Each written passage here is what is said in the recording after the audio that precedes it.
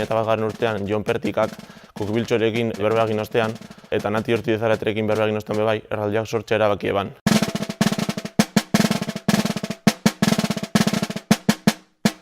Gaur Basurton, erraldoien kalejira eta bilkura burutuko dugu. Basurto erraldoiak, Areatxakoak, Sestaokoak eta ondolan konpartxako erraldoiak izango dugu, eta nik uste dut politez daitekela Basurton lako bilkura bat egitea.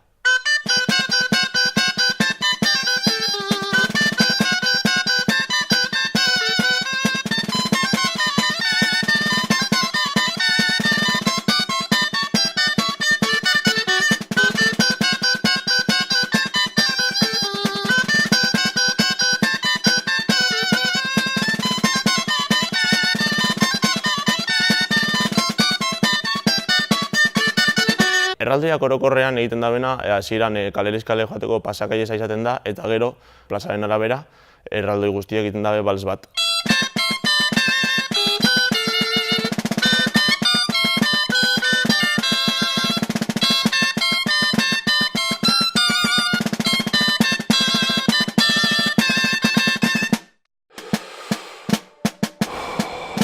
Esan daiteke handia direla erraldoia, baina indarraz gain trebetasuna behar da. Para bailar un gigante, lo primero es el equilibrio.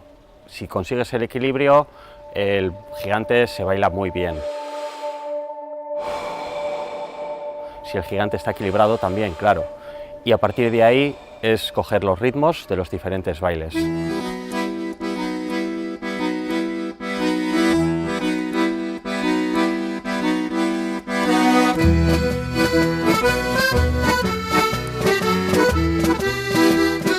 Los gigantes tienen arraigo en un sitio si los personajes y si la gente está arraigada en ese sitio, ¿no?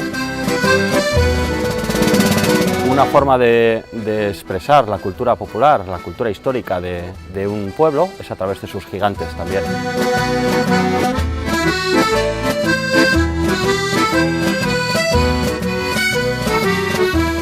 Nik uste orokorrean Basurton erraldoiak, jendeak ezagutzen dut Basurtoko erraldoiak, beti galein atzeldekoak.